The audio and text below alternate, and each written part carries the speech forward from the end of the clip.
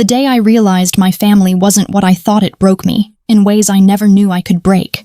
I used to believe my family was unshakable. Growing up, I thought we were the perfect picture of unity: birthday parties, filled with laughter, Sunday dinners where my dad carved the roast with steady hands, and holidays where my Uncle Daniel would sneak me extra dessert when my mom wasn't looking. We weren't rich, but we had each other, and for a long time that was enough. Or at least I thought it was. But life has this cruel way of showing you the cracks you never noticed until you're already falling through them. It all started the summer I turned 21. I had just come back from college, full of excitement, expecting warm hugs and homemade meals. But something was different. The house was quieter. My father, Richard Foster, wasn't his usual self.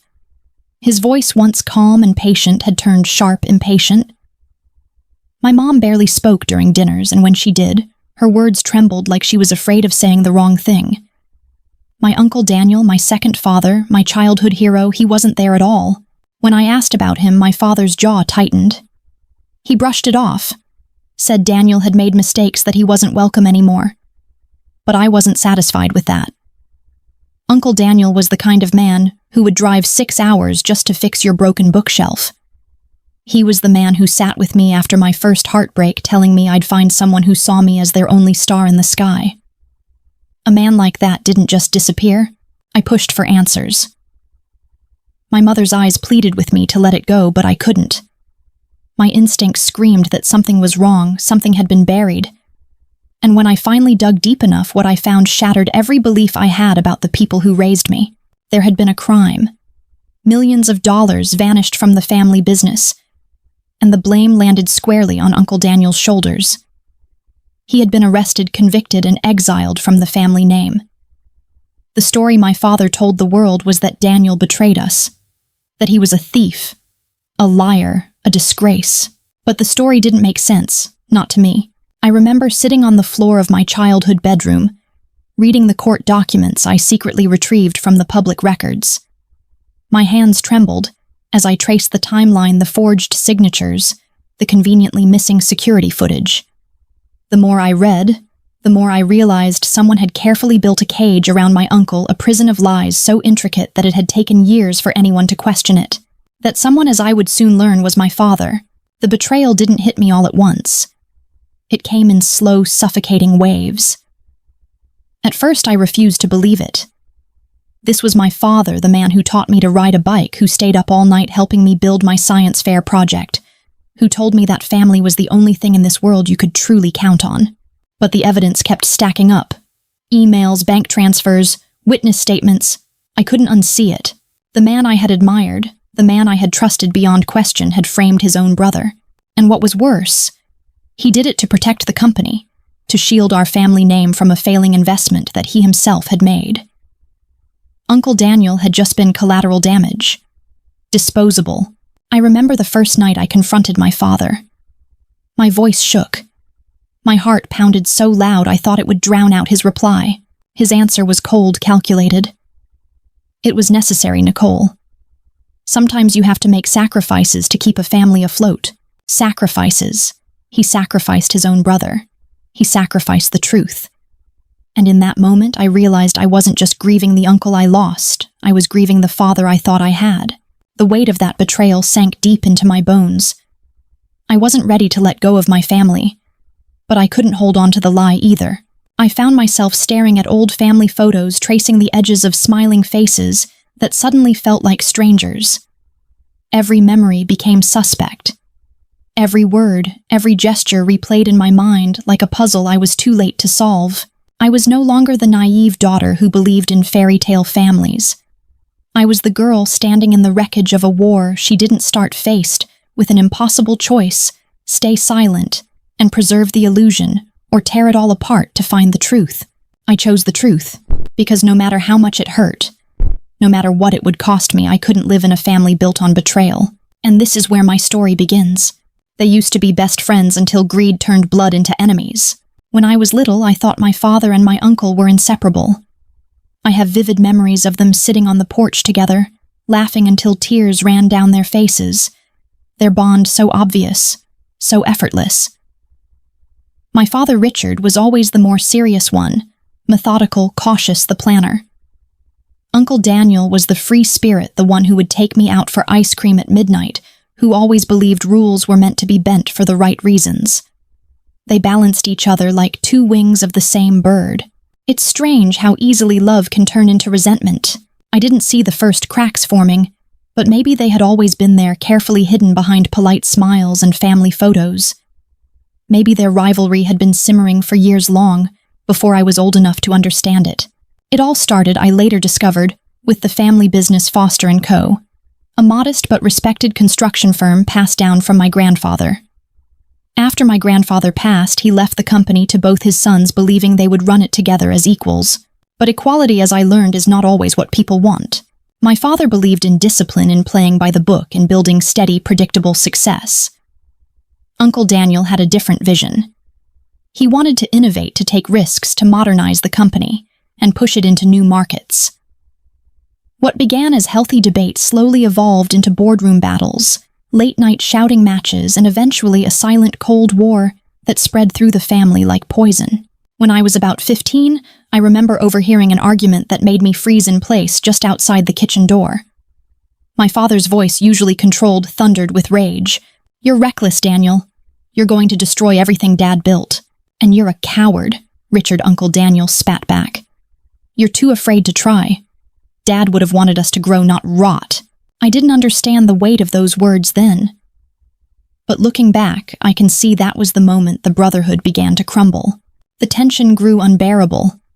Family dinners became shorter, phone calls less frequent. Holidays that were once loud and joyful became awkward, each side of the table carefully guarded. I didn't know what had changed. I only knew that something precious was slipping away. When Uncle Daniel proposed a major investment in a renewable energy project, it became the point of no return. He was passionate, certain that it would launch the company into a new era. My father, terrified of the risks, blocked the proposal. What should have been a professional disagreement spiraled into a personal war. Daniel went ahead and made a private investment without the company's backing. It failed. Badly. The losses were devastating, and someone had to pay. That's when the real betrayal took root. I now realize that's when my father made his choice. Rather than letting the company take the hit, or perhaps rather than letting his own leadership be questioned, he orchestrated a story where Uncle Daniel was painted as a criminal. The narrative was simple, but brutal. Daniel had embezzled funds, falsified records, and betrayed the very company their father left them to protect. The story stuck. It was too perfectly timed, too neatly packaged. Daniel was arrested. My father cut all ties. He convinced the rest of the family that Daniel had turned into a dangerous, selfish man. And for years I believed it too. I used to wonder why Uncle Daniel never came to me, never tried to explain his side. I thought maybe he was too ashamed, maybe he had actually done it. But I know now he stayed away to protect me. He knew the weight of fighting my father would tear me apart, but the weight crushed me anyway. I spent years carrying a version of the story that wasn't true. And that's what haunts me the most. The quiet manipulation, the slow, deliberate rewriting of history that turned a brother into an enemy. I think about the man my uncle used to be, the one who danced with me in the rain, who built me tree houses, who never let me feel alone. And I wonder how my father silenced all of that in his own mind. Did he bury those memories like they never happened?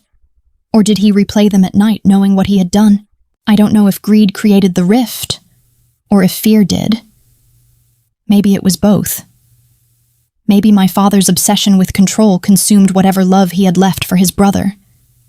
Maybe Daniel's need to prove himself blinded him to the danger he was walking into. But this much I know: what started as a difference in vision became a battle for survival. And in the end, the company survived, but the family did not. The seeds of their discord didn't just destroy them, it took me with it.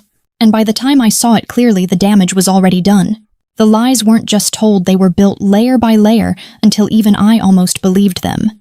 I always thought deception was obvious, something you could see if you just looked hard enough. But the truth is, the most dangerous lies aren't the ones shouted in anger. They're the ones whispered sweetly, the ones wrapped in logic, the ones that make you question your own instincts. That's how my father did it. By the time I started uncovering the truth, I realized I was walking through a maze he had spent years designing a perfect trap, where every sign pointed to Daniel's guilt, and every door I opened only led me deeper into confusion. It wasn't just a simple frame-up. It was meticulous, calculated, cruel. The financial records were the first thing I stumbled upon. I remember sitting in the quiet of my apartment, spreadsheets spread across my floor, my laptop glowing with transaction logs that didn't make sense. Certain payments were routed through offshore accounts that supposedly belonged to my uncle. But when I dug deeper, I found the first thread out of place. The signatures authorizing those transfers weren't consistent with Daniel's handwriting. At first, I thought maybe I was grasping at straws. Maybe I wanted so badly to believe he was innocent that I was reading into things that weren't there. But the more I followed the trail, the clearer it became. The forged documents were just the beginning. There were fake emails planted to create a trail of communication Daniel never sent. Passwords were changed, devices were switched, and there was even surveillance footage conveniently missing from the day the crucial transaction took place. My father hadn't simply told a lie, he had built a fortress around it. What gutted me most was realizing how deeply other people were involved. Old family friends, employees I had grown up calling aunt and uncle, all of them complicit, either because they were loyal to my father or too afraid to stand against him. It was like the entire world had signed a secret pact to erase Daniel's innocence. The worst moment came when I found the testimony. There was a former employee, a man named Paul, who swore under oath that he saw Daniel manipulate the books. His words had been a key piece of evidence that helped convict my uncle. I tracked Paul down, desperate for answers, desperate for some glimmer of doubt. When I met him, he wouldn't look me in the eye. His hands trembled as he spoke. "Your father," he said, "if I didn't cooperate, he'd destroy me. My job, my house, my family." I wanted to hate him. I wanted to scream at him for lying, for helping tear my family apart. But I saw the fear in his eyes, and suddenly I understood. My father didn't need to shout or threaten. He just needed to corner people until silence became their only way out. My uncle had been convicted on layers of carefully placed half-truths and fully manufactured evidence. And while the world believed justice had been served, Daniel sat in prison, branded a traitor by the very people he had once loved. What haunted me was that I almost believed the story too. My father had told it so convincingly, so patiently, that I hadn't questioned it for years. I had let his version of the truth carve itself into my bones. And now, piece by painful piece, I was tearing it out. The psychological toll of realizing I'd been living in a lie was something I can't fully explain. It wasn't just about proving Daniel's innocence, it was about rebuilding my own reality. Who was I if the man who raised me was capable of this? How many of my memories were now tainted? The weight was unbearable. I stopped sleeping. My appetite vanished. I started drifting from friends because I couldn't explain the storm inside me without sounding like I was unraveling. But I was unraveling. My entire sense of family loyalty and love was being dismantled. Some nights I would sit in the dark, replaying the past like an old home movie. I'd see my father tucking me into bed, reading me stories, promising to protect me from the monsters under my bed. But what do you do when the monster was the one reading the bedtime stories? I wanted to confront him right then, to scream, to demand answers. But I knew I wasn't ready. Not yet. I needed more. I needed to untangle every last thread of his web before I could stand in front of him without breaking. So I kept digging. I followed the paper trails. I met with people who had been silenced. I listened to the parts of the story no one wanted me to hear. And with each step I got closer to the one thing my father had worked so hard to bury: the truth. It wasn't just about Daniel anymore. It was about me. About whether I had the strength to face what I was about to uncover. And somewhere deep inside I knew once I saw the full picture I could never go back. I thought finding the truth would bring me peace. But fighting for it cost me everything I knew. The moment I accepted the truth that my father had framed my uncle, I imagined the hard part was over. I thought knowing would be the worst of it. But I was so wrong. Knowing was just the beginning. The real battle was forcing the world to see it. I wasn't just chasing pieces of evidence anymore. I was standing up against the very foundation my family had built their lives on. And the first thing I learned was that people don't like their illusions shattered, especially when those illusions protect their comfort. I started with the lawyers. I thought if I presented the proof, the forged signatures, the fake email chains, the coerced testimony, they would immediately want to help. But they didn't. The first 2 lawyers I contacted shut me down before I finished my story. They said it was too late, that the courts wouldn't reopen a case that was already closed. They called it a family dispute, not a legal matter. It felt like slamming into brick wall after brick wall. But I couldn't stop. I wouldn't stop. I gathered more. I tracked down old employees who had been forced to stay silent. Some still refused to talk, terrified of the consequences. But others whispered to me in parking lots and behind closed doors, finally brave enough to admit what they'd seen. Each new piece of evidence felt like a victory. But every step forward cost me another piece of my life. My relationship with my mother fractured almost immediately. She begged me to drop it. She told me I didn't understand that my father did what he had to do to save the family. The family. As if sacrificing his brother was just another business strategy. When I refused to let it go, she stopped taking my calls. Friends I'd grown up with, who had known my father as the town's most respected businessman, started to pull away. They didn't want to choose sides. They didn't want to believe that the man who'd sponsored community events, who'd donated to local charities, could do something so cold. I was becoming isolated piece by painful piece. I remember the night I sat alone in my apartment, surrounded by boxes of files and notes, feeling the crushing weight of it all. I had never felt so certain and yet so alone. The line between bravery and self-destruction had never felt thinner. But then I thought about my uncle, about the years he had spent behind bars for a crime he didn't commit. I thought about his life stolen from him, his name dragged through the mud, while the rest of us sat in our warm homes, too afraid to question the story we were fed. And I knew I had to keep going. I found a lawyer who was willing to listen, a woman named Maya. She believed me. Or maybe more importantly, she believed the evidence. She warned me it wouldn't be easy. Reopening a case like this would take more than just proof. It would take a fight against the very system that had failed my uncle in the first place. We filed the paperwork. We submitted the new evidence. And the battle that followed was relentless. The legal process was slow, agonizingly slow. Every motion faced resistance. My father's legal team was powerful, well-connected, and ruthless. They attacked me personally, questioned my motives, painted me as a confused, bitter girl with a grudge. They tried to bury me under their weight. And sometimes it almost worked. There were nights I wanted to give up. Nights I wondered if I was breaking something that could never be repaired. My family, my reputation, my sense of belonging, one by one, they slipped through my fingers. But every time I wanted to stop, I would think about my uncle's quiet voice on the other end of the phone. He never asked me to do this. In fact, he told me I didn't have to. That he had made peace with what happened, that he didn't want me to carry this weight. But I couldn't let it go. Because I wasn't just fighting for him, I was fighting for me. For the version of myself that believed in truth. For the little girl who once thought her family was built on love, not deception. I learned something through that fight. Justice isn't about winning. It's about refusing to back down when it would be so much easier to stay silent. And I refused. The court finally agreed to hear the case again. It wasn't over, not by a long shot, but the door had cracked open. The story my father had spent years perfecting was beginning to unravel. I didn't know how it would end. I didn't know what would be left of my family when the dust settled. But I knew this. I would see this fight through to the end. Even if it meant standing alone, because some truths are worth losing everything for. I thought revenge would feel like justice, but all it did was leave me empty. When I first set out on this path, I told myself I was chasing justice. That was the word. I clung to the word that made me feel brave, noble even.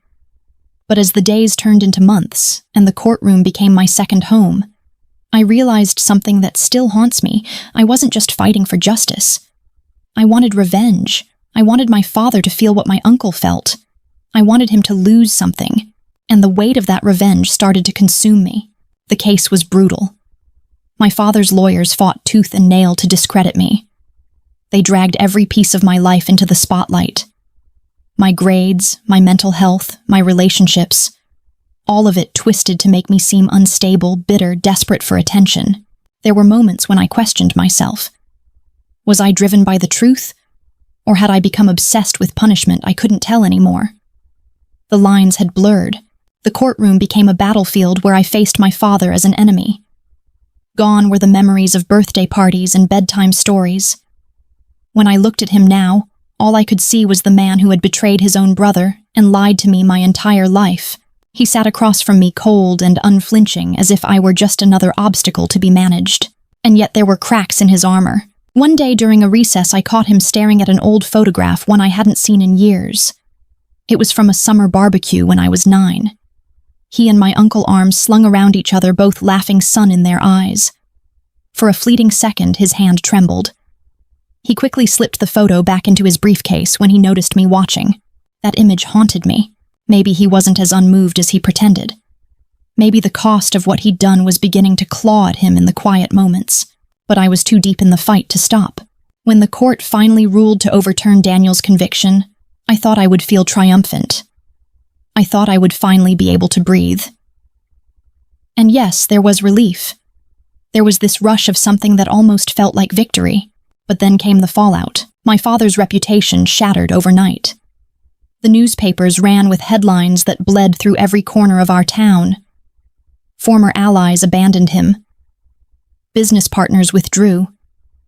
His empire crumbled not because of what he did, but because the world finally knew what he had done. He lost everything, and I felt nothing. That's the part no one tells you about revenge. It doesn't give you the closure you think it will. It doesn't heal the wound.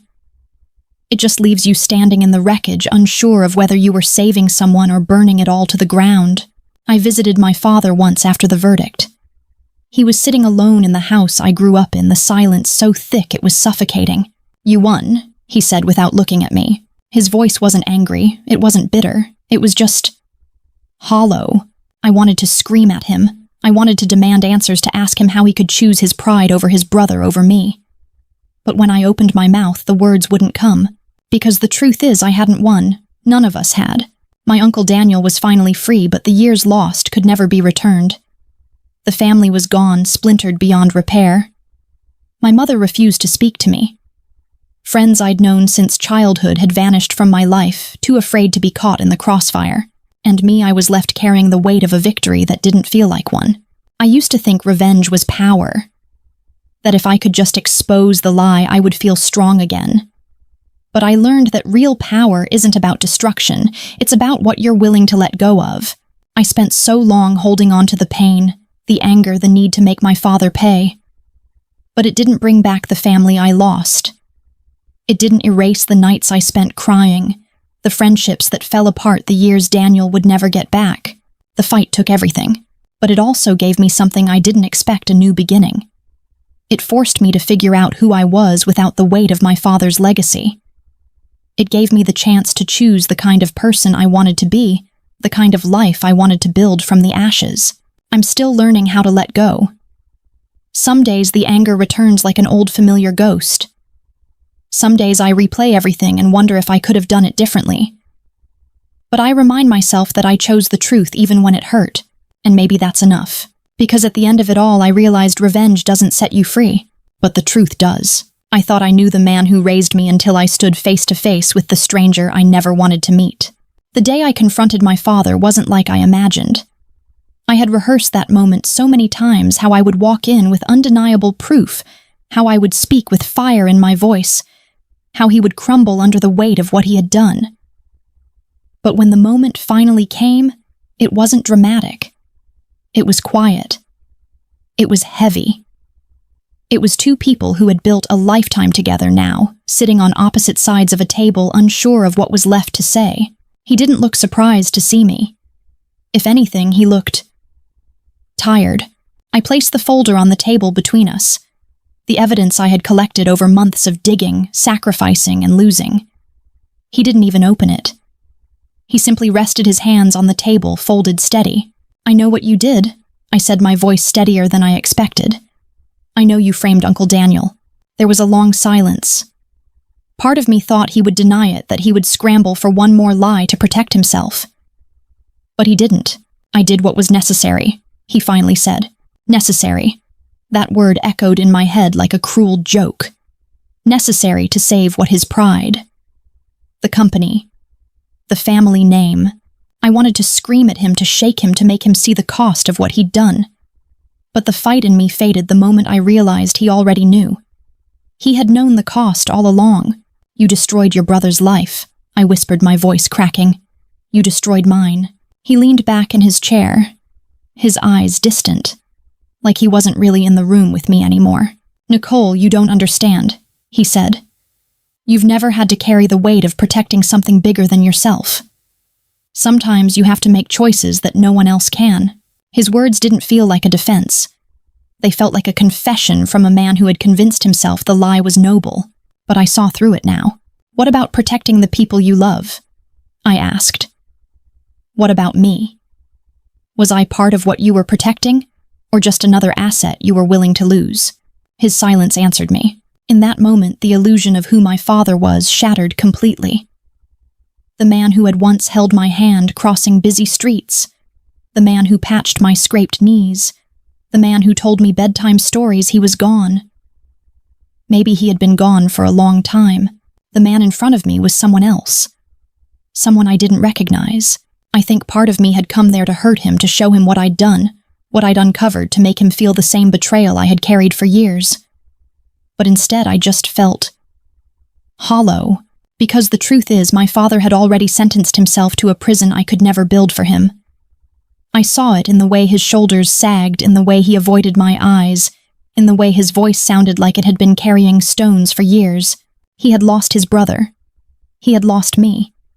And now, stripped of everything he had tried so hard to protect, all he had left was his own guilt. Was it worth it? I asked him quietly. His answer came without hesitation. It kept the family name alive. I wanted to laugh. The family name. A name tied to an empire built on lies and betrayal. A name that no longer meant anything to me. I don't want your name, I said. I just wanted the truth. He nodded like he expected me to say that, like part of him knew all along this would be our ending. When I walked away that day, I didn't feel victorious. I didn't feel strong. I felt like I had just buried something, a version of my father, a version of myself, a version of the family I once believed in. And yet, as painful as it was, there was a strange kind of freedom in finally letting it go. I think I spent so long clinging to the fantasy that I forgot to see the man behind it.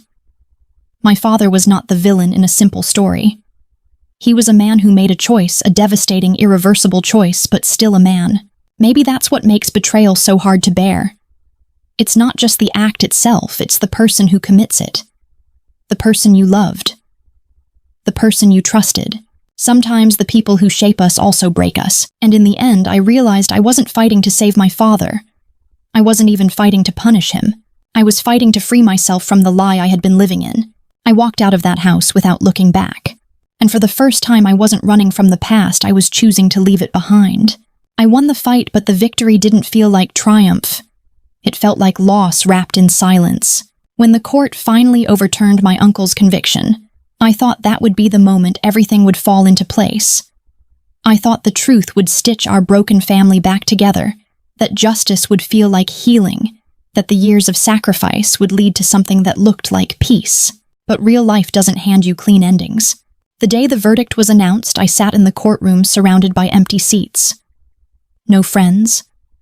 No family. Just me, Maya, and the silent weight of a battle that had dragged on far longer than anyone thought it would.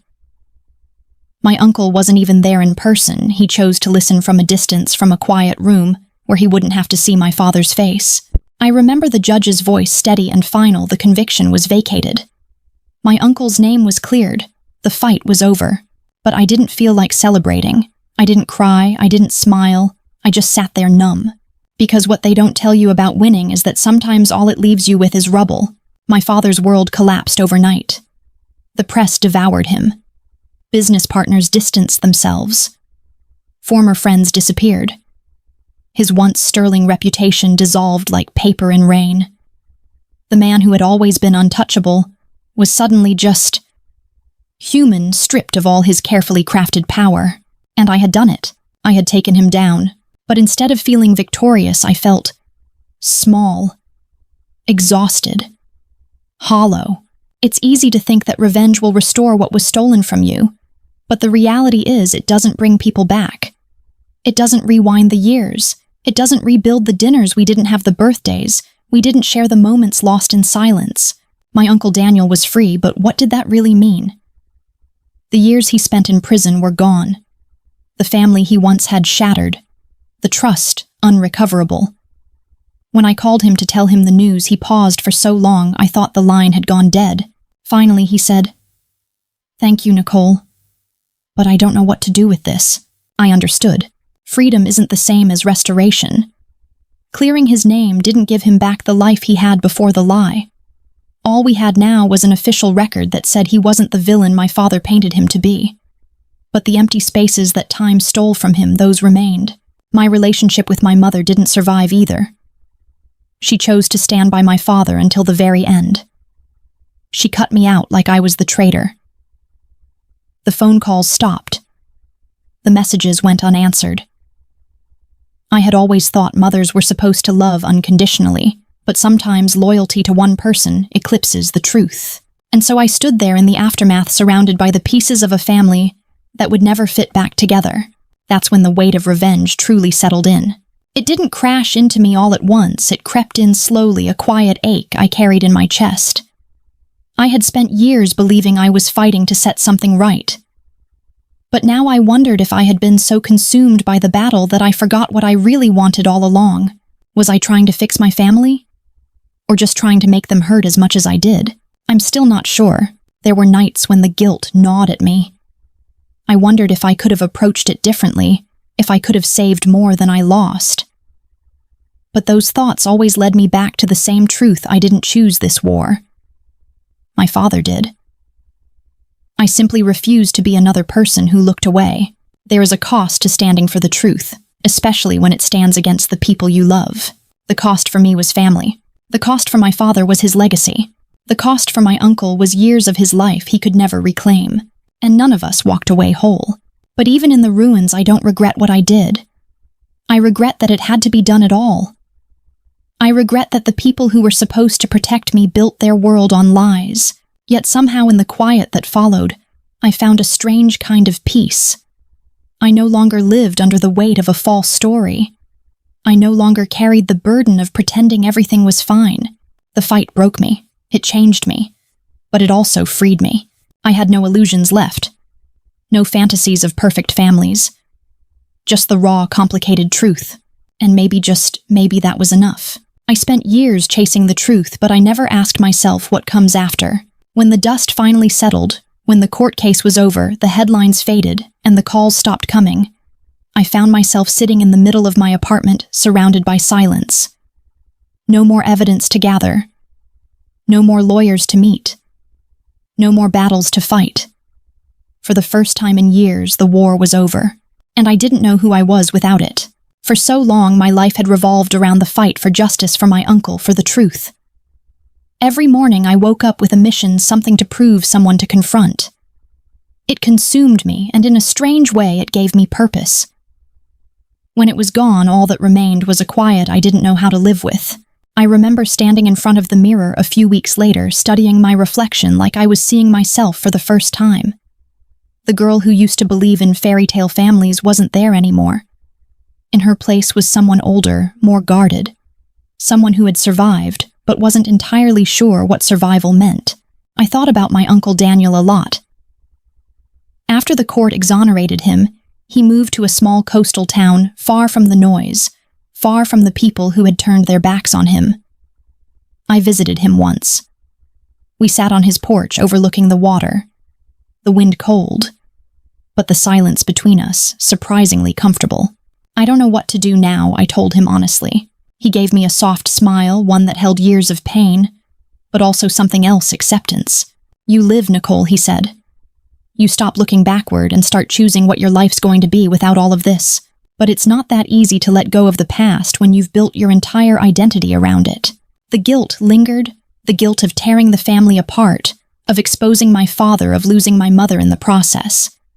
Even though I knew I did the right thing, I still carried the weight of everything that broke along the way. I started therapy. I didn't want to at first. I told myself I was fine. I told myself strong people didn't need help. But sitting across from someone who asked the questions I'd been avoiding forced me to confront what I had buried under the fight, the grief. Grieving someone who's still alive is a strange, complicated thing. I hadn't lost my father to death, I'd lost him to his own choices. I had to mourn the version of him that no longer existed for me. I had to mourn the family I thought I had, but through that grief something else slowly emerged, the chance to build something new. I started reconnecting with the parts of myself I had pushed aside. I picked up photography again, something I hadn't touched since I was a teenager. I traveled sometimes alone, sometimes with new friends I met along the way. For the first time, I let my life be about something other than the past. Forgiveness was the hardest part. People talk about forgiveness like it's a moment, a single choice you make and suddenly you're free. But I've learned it's not like that at all. It's a process. It's waking up every day and choosing not to be ruled by anger, even when that anger feels justified. I haven't fully forgiven my father. I don't know if I ever will. But I'm no longer letting him take up space in my heart the way he used to. He still lives in that same house alone now. I hear about him sometimes from people in town. He keeps to himself. Some say he's a broken man. Others say he's just the same, just quieter. I've made peace with not knowing. What I do know is that I've stopped chasing the perfect ending. Life doesn't offer neat resolutions. It offers moments, small, imperfect, beautiful moments, that you either choose to show up for or let pass by. And I'm choosing to show up. I've learned that family isn't always the one you're born into. Sometimes it's the people who choose to stay the ones who stand beside you when the world falls apart. I found a new family in unexpected places, friends, mentors, even strangers, who became my safe harbor when I needed one most. I still carry the scars from what happened. I always will. But I no longer see them as proof of what I've lost. I see them as reminders of what I survived. This isn't the story I would have chosen for myself. I would have written it differently if I could. But this is the story I lived, and maybe in the end that's enough. 'Cause I didn't just find the truth. I found myself, looking back on everything I've been through, I've come to understand some lessons that I never would have learned if my life had gone the way I planned. The fight for the truth cost me more than I ever expected. It cost me my relationship with my father, my connection with my mother, and the family I thought I would always have. But despite the heartbreak, I wouldn't change the choice I made, because what I found in the end was something even more valuable: clarity, freedom, and self-respect. One of the biggest lessons I've learned is that doing the right thing doesn't always feel good. Sometimes it actually feels awful. People talk about justice like it's this shiny, satisfying victory, but in real life it's messy. It's painful. You can stand up for the truth and still lose people you love. You can expose lies and still feel heartbreak instead of triumph. But doing the right thing isn't about feeling good. It's about being able to look at yourself in the mirror and know you didn't abandon your integrity. I've also learned that family isn't defined by blood. I spent years thinking I had to fight for the family I was born into, even when they betrayed me, even when they made me feel small and silenced. But I've discovered that family is really about the people who show up for you, who support your truth even when it's uncomfortable. Sometimes we hold on to toxic relationships just because they're tied to our last name. Letting go isn't betrayal, it's survival. And it's necessary to grow. Another powerful lesson is that forgiveness isn't something you do for other people, it's something you do for yourself. I carried so much anger toward my father, toward my mother, even toward myself. I thought forgiveness meant excusing what they did or pretending it didn't matter. But I've realized that forgiveness is simply the decision to stop letting their choices define my life. I may never fully forgive them, and that's okay.